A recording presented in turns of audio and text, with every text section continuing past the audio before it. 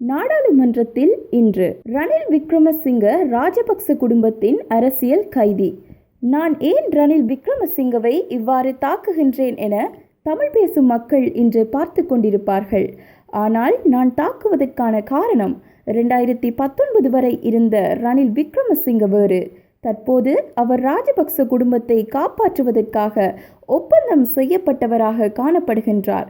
அவரால் இந்த நாட்டை காப்பாற்ற முடியாது. அவர் இன்று ராஜபக்ச குடும்பத்தினால் கைதியாக்கப்பட்டுள்ளார். இந்த கைதியை விடுதலை செய்ய வேண்டும். அவர் இன்று தனியொரு நாடாளுமன்ற உறுப்பினராக உள்ளார். ராஜபக்ச குடும்பத்தை காப்பாற்றுவதற்காக பிரதமர் பதவியில் உள்ளார்.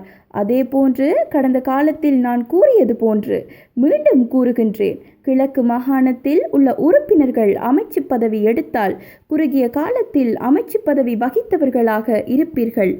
இவ்வாறு ராசமாணிக்கம் சாணக்கியன் நாடாளுமன்றத்தில் இன்று தனது கருத்தை தெரிவித்தார். මන්ත්‍රීවරුන්ගේ ගෙවල් වලට නිවස් වලට පහර දුන්නේ ඔයගොල්ලන් හොරකම් කරලා ඒ ගෙවල් හදපු නිසා නෙමෙයි. මන්ත්‍රීවරයෙක් කියන්නේ ජනතා නියෝජිතයෙක්. පාර්ලිමේන්තුවට ඔබ මේ මන්ත්‍රීවරයාව ජනතාව එවන්නේ ජනතාව මේ පාර්ලිමේන්තුවට නියෝජනය කරන්න. ජනතාවට හොඳ දේ ජනතාව වෙනුවෙන් මේ පාර්ලිමේන්තුව ඇතුලේ කතා කරන්න තමයි මේ මන්ත්‍රීවරුන් එවන්නේ. හැබැයි මේ මන්ත්‍රීවරු පහුගිය අවුරුදු එකහමාර තුල ඒ ජනතාව දුන්නේ ලොකු වගකීම. ඒ ජනතාව දුන්නේ ලොකු වගකීම ඉෂ්ට නොකිරීම නිසා තමයි മന്ത്രിවරුන්ගේ ගෙවල් වලට ඇමතිවරුන්ගේ ගෙවල් වලට වාහන වලට ප්‍රහාර කෙල්ල කරේ. මොකද අපි පැහැදිලිවම පිළිගන්නනේ മന്ത്രിවරුන්ව පාර්ලිමේන්තුවට එව්වේ ජනතාව නියෝජනය කරන්න මිස රාජපක්ෂ පවුල නියෝජනය කරන්නවත් රාජපක්ෂ පවුලේ කැම්පේන් එක ගෙනියන්නවත් නැත්නම් ශ්‍රී ලංකා පොදු ජන පෙරමුණ ආරක්ෂා කරන්නවත් නෙවෙයි.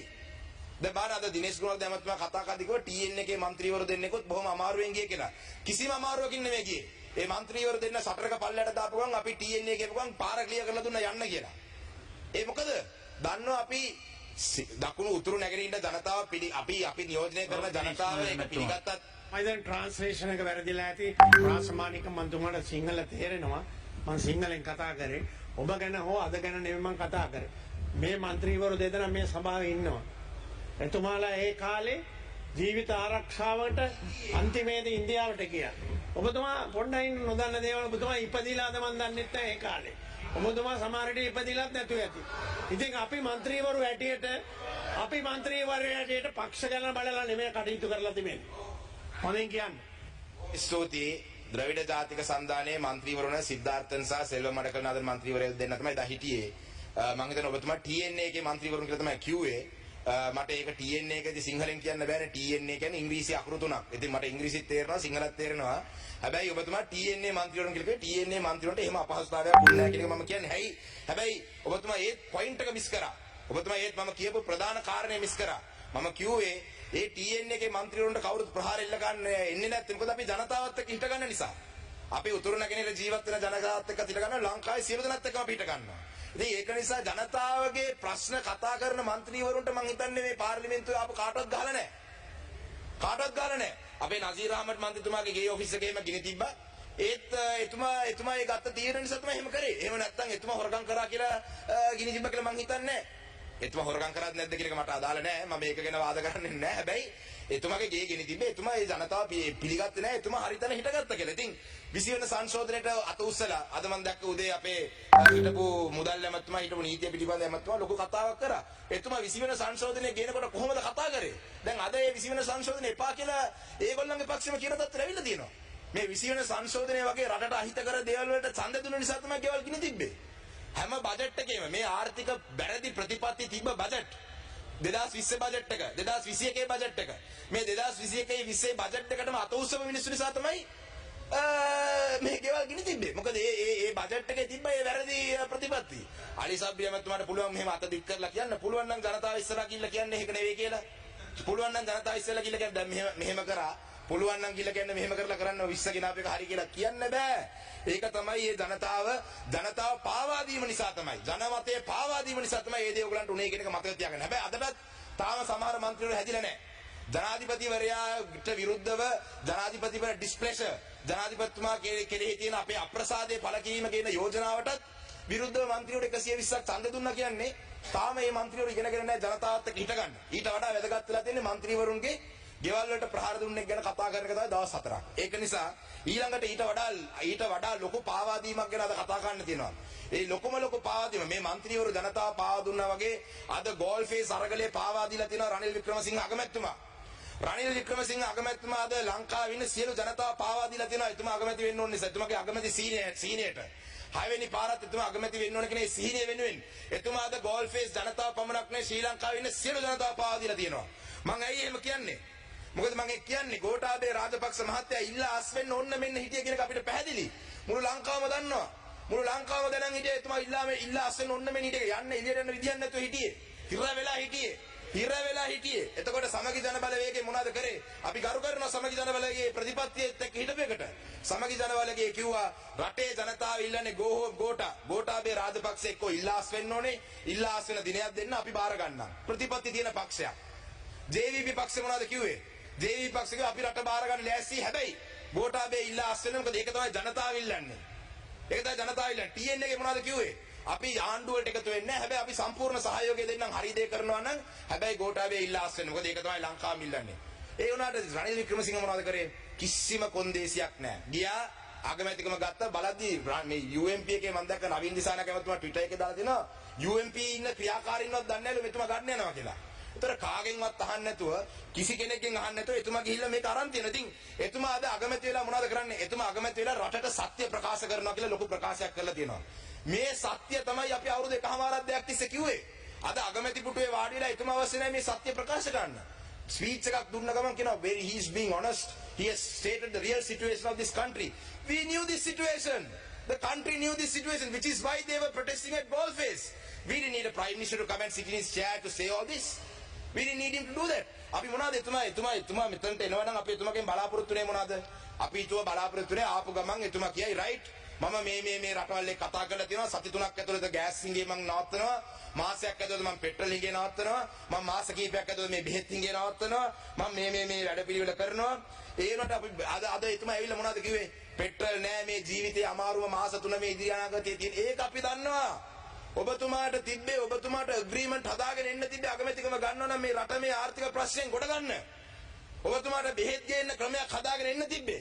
ඔබතුමාට තෙල් ගේන්න ක්‍රමයක් හදාගෙන එන්න තිබ්බේ. හැබැයි ඔබතුමා ඇයි ඒ තනතුර ගත්තේ?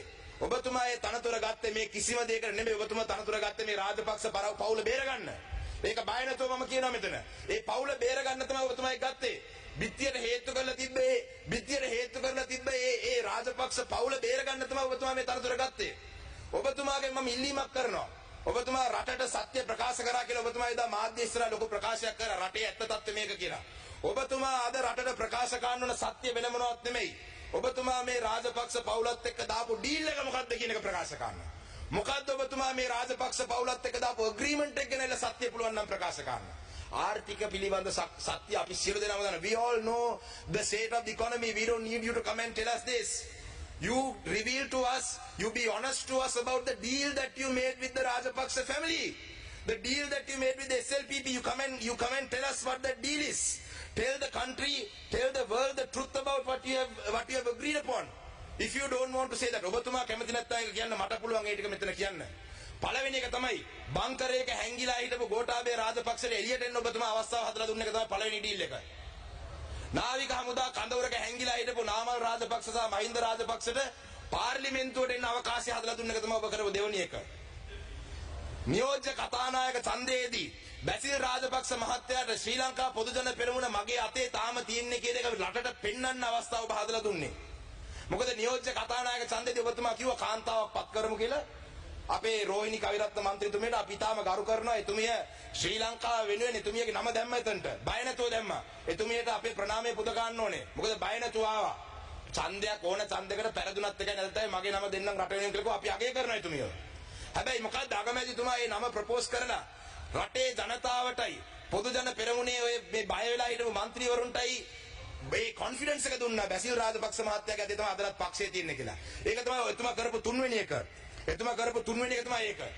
ඉතින් ඒක නිසා මෙතනින් එහාට තව ගොඩාක් දේවල් අපිට කියන්න පුළුවන් කියන්න තියෙනවා නම් අපිට ආරංචි එතුමා වේදා ගෲප් මීටින් එකක් ගත්තේ නැහැ කියලා. ඇත්තද ඒක? එතුමාගේ පාර්ලිමේන්තු එකේ උදේ තිබ්බ ගෲප් මීටින් එකක් ගත්තේ නැලු රනිල් වික්‍රමසිංහ. අනේ පව්. ඒක മന്ത്രി කෙනෙක් මම හිතන්නේ එයාගේ ගෲප් මීටින් එක තනියෙන් කාමරේ තියාගන්න නැති. පොදු ජන පෙරමුණේ ගෲප් මීටින් එකක් ගත්තේ නැහැලු. ඇත්තද බැසිල් රාජපක්ෂ මහත්මයා ඉන්නවා එහෙම ගත්තේ නැද්ද එතුමාව? ඉතින් අපේ රටේ ජනතාවට ඒක නිසා කියන්නේ ඊට අමතරව එතුමාද දාලා තියෙන ඩීල් ටික තමයි මේ ගෝටා ගෝගම කියන එක බෙදන එක.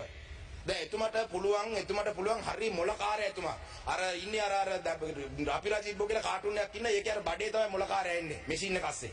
ඒ වගේ තමයි මෙයා. මොලකාරය දැන් ඉන්නවා ඇවිද ගන්න බෑ මොලේ තියෙනවා හැබැයි. හැබැයි මං කියන්නේ අර කාටුන් එකේ ඇවිද ගන්න බැරි මං එතුමාට ඇවිද ගන්න බෑ කියලා කිව්වේ නෑ. ඒ කාටුන් එකේ මොලකාරය වගේ. එතකොට අද ගෝටා ගෝගම කියන එක බෙදන්නේ එතුමා සියලු වැඩ පිළිවෙල කරලා තියෙන්නේ. ගෝටා ගෝගම ඉන්න අයට කියලා තියෙනවලු ප්‍රොපෝසල් ලෙවන්න කමිටුවක් හදපු 3 දෙනා දාන්න කියලා.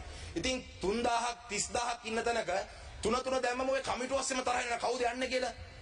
ගෝටා ගෝගමට ආරක්ෂාව සපයන්නයි ගෝටා ගෝගමට අවශ්‍ය ෆැසිලිටිස් සපයන්න කමිටුවක් පත් කරලා තියෙනවලු.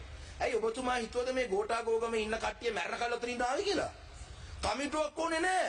ගෝඨාභය රාජපක්ෂ මහත්තයා ගෙදර යන්න කියලා වෙන්න ඉන්නේ. ඉතින් ඔබතුමාට කමිටුව පත් ගන්න නැතුව ගෝඨාභය රාජපක්ෂ මහත්තයා ගෙදර යන කමිටුවක් පත් ගන්න. එතනින් අරගලකාරයෝට කෑම බීම දෙන්න කමිටුව අවශ්‍ය නැහැ. ඉතින් ඔබතුමා ඊළඟට කරලා තියෙන්නේ මෙන්න මේක තමයි. ඊට අමතරව වෙන මොනවද කරලා තියෙන්නේ? සෝෂල් මීඩියා කාර්යයන්ට මම දන්නවා පැහැදිලිව. මොකද මාසයකට කලින් අර නියෝජ්‍ය කතානායකතුමාගේ ඡන්දෙට කලින් වෙල් ඩන් සර්, සුබපැතුම් සර් වගේ කට්ටිය අපිට ඕනේ කියලා ගහපු සෝෂල් මීඩියා පේජ් අද මට කොටියා කියලා ගහනවා. ඇයි? රනිල් වික්‍රමසිංහ මහත්තයාට විරුද්ධව වචනයක් කියපු ගමන් අද මට කොටියා කියලා ගහනවා. ඒ පේජ්ම තමයි මං ගා ස්ක්‍රීන්ෂොට් එකේ ඒ පේජ්ම තමයි කිව්වේ. නියමයි සර් වගේ කොන්දපණ තියෙන මිනිස්සු අද කොටියා. ඇයි? රනිල් වික්‍රමසිංහ මහත්තයාගේ වැරදි අපි එළිය කතා කරනකොට අපි කොටියා. ඉතින් අද ඇත්තටම මට එතුමත් එක්ක කිසිම පෞද්ගලික අමනාපයක්වත් එතුමත් එක්ක කිසිම තරහක්වත් නැහැ. මට තියෙන ප්‍රශ්නය මේ ලක්ෂ ගාණක් තරුණයෝ කරපු මේ අරගලයේ පාවා දීම. මේ පාවා දීම තමයි මට තියෙන ප්‍රශ්නේ. වෙන කිසිම ප්‍රශ්නයක් නැහැ. මොකද අද එතුමා මේ බ්‍රීතිං ස්පේස් එක කරන් දීලා තියෙන්නේ. වැඩි කල් යන්න කලින් අපේ බැසිල් රාජපක්ෂ මහත්තයා අගමැති වෙයිද දන්නෙත් නැහැ. වැඩි කල් යන්න කලින් අපේ නාමල් රාජපක්ෂ මහත්තයා විපක්ෂ නායකම වෙයිද දන්නෙත් නැහැ. ඉතින් මේ වගේ මොන හරි ඩීල් ටික මම කියන්නේ ඔබතුමා ජාතියට කරපු අවංක ප්‍රකාශය වගේ පුළුවන් නම් ඇවිල්ලා රටට කියන්න ඔබතුමා මොන පදනමවත්ද මේ තරතුර බාරගත්තේ කියලා ඔබතුමාට කියන්න බෑ. ඒ වගේම තමයි මට කොළඹ මහනගර සභාවේ සමහර മന്ത്രിවරු කිව්වා මේ ගෝටා ගෝහෝ අරගලයට අපිට යන්න එපා කියලා තියෙනවා කියලා. ඉතින් ඒ වගේ පහත් වැඩ කරන්න එපා. ඒ තරුණ මේ മന്ത്രിවරුන්ට ඒ අවකාශය ලබා දෙන්න. මේ മന്ത്രിවරුන් ගෝටා ගෝහමට ගියොත් එහෙම UMP එකේ තියෙන ඒ තනතුරු නැති වෙයි කියලා තියෙනවා කියලා අපිට ආරංචි මාර්ග තියෙනවා. ඒ වගේම තමයි ශ්‍රී ලංකාවේ සමහර ජනතාව ඉන්නවා රනිල් වික්‍රමසිංහ මහා මොලකරු. මං කියන්නේ මේ කොළඹ 7 වෙන්න පුළුවන්, කොළඹ වටින ජනතාව වෙන්න පුළුවන්. රනිල් වික්‍රමසිංහ මේ හෙන බැඩ්ඩෙක්. එයාට පුළුවන් ඕන දෙයක් කරකවන්න. එයා ලොකු මොලකාරයෙක්. එයාට විතරයි මේ කරකවන්න කියලා කියන් ඉන්න මිනිස්සුගෙන් මම ප්‍රශ්න කිහිපයක් අහන්න කැමතියි. පළවෙනි ප්‍රශ්නේ තමයි අද මෙතන ඉන්නේ ප්‍රශ්නෙට කලින් පළවෙනි එකක් කියන්න ඕනේ. අද මෙතන ඉන්නේ තනි රනිල් වික්‍රමසිංහ. පහුගිය කාලේ එතුමා හිටියා වගේ ලංකාවේ පැරණිම පක්ෂේ නායකයා മന്ത്രിවරු 90ක් 100ක් ඉන්න පක්ෂයක නායකයෙක් නෙවෙයි අද ඉන්නේ. අද ඉන්නේ ගෝඨාභය රාජපක්ෂ මහත්තයාගේ හිරකරුවා ඉන්නේ. ශ්‍රී ලංකා පොදු ජන පෙරමුණේ හිරකරුවා ඉන්නේ අද. මේ රනිල් වික්‍රමසිංහ ඉස්සරහට රනිල් වික්‍රමසිංහ නෙවෙයි. එක മന്ത്രി කෙනෙක්වත් නැහැ යාට. ඔබතුමාලා හිතනවාද මේ අද රනිල් වික්‍රමසිංහ ඔළුවේ තියන් නටන මිනිස්සුගෙන් මං අහන්නේ. ඔබතුමාලා හිතනවාද එතුමා හෙට පනතක් ගෙනාවොත් එහෙම මේ SLPP ආණ්ඩුවට විරුද්ධව ඔය മന്ത്രിවරු 113 ඔකට සපෝට් කරයි කියලා? සපෝට් කරන්නේ නැහැ. සපෝට් කරන්නේ නැහැ. මන්ත්‍රීතුමා පස්සේ කතා කරන්න මගේ කාලේ නාස්ති ගන්න එපා. 113 සපෝට් කරයි කියලා හිතනවාද? මම හිතන්නේ නැහැ සපෝට් කරයි කියලා. කිසිසේත්ම සපෝට් කරන්නේ මම අනිවාර්යෙන් කරුණා කරලා අපි පහුගිය කාලේ අපේ ඇවිල්ලා දේශපාලන සිරකරුවෝ නිදාස් ගන්න කියලා තමයි වැඩිපුර ඉල්ලුවේ. හැබැයි මම මේ අවස්ථාවේ ඉන්නවා මේ ලබන පොසොන් එකට පුළුවන් නම් ගෝඨාභය රාජපක්ෂ මහත්තයාට මේ රනිල් වික්‍රමසිංහ කියන හිරකරුවට නිදහස දෙන්න කියලා.